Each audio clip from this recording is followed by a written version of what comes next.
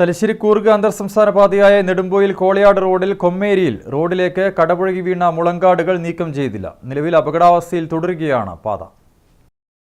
തലശ്ശേരി കൂർഗ് അന്തർ സംസ്ഥാന പാതയായ നെടുമ്പോയിൽ കോളയാട് റോഡിൽ കൊമ്മേരിയിൽ റോഡിലേക്ക് കടപുഴകി വീണ മുളങ്കാടുകളാണ് അപകട ഭീഷണിയാകുന്നത്. റോഡിൽ നിരവധി സ്ഥലങ്ങളിലാണ് മുളങ്കാടുകൾ ഇത്തരത്തിൽ റോഡിലേക്ക് വീണ് കിടക്കുന്നത്. നിരവധി തവണ അധികൃതരുടെ ശ്രദ്ധയിൽപ്പെടുത്തിയെങ്കിലും യാതൊരു നടപടിയും ഉണ്ടാവുന്നില്ലെന്നാണ് പരാതി.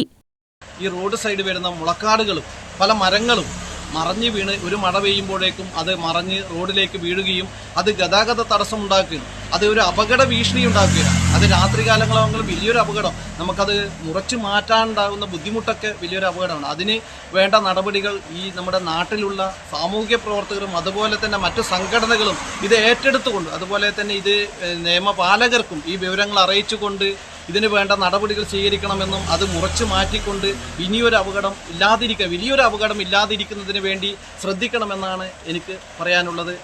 എല്ലാ വർഷവും മഴക്കാലം തുടങ്ങിക്കഴിഞ്ഞാൽ ഉണങ്ങി ദ്രവിച്ച മുളങ്കാടുകൾ റോഡിലേക്ക് പതിക്കുന്നത് പതിവാണ്. തലനാരിഴയ്ക്കാണ് വാഹനയാത്രക്കാർ പരിക്കേൽക്കാതെ രക്ഷപ്പെടുന്നത്.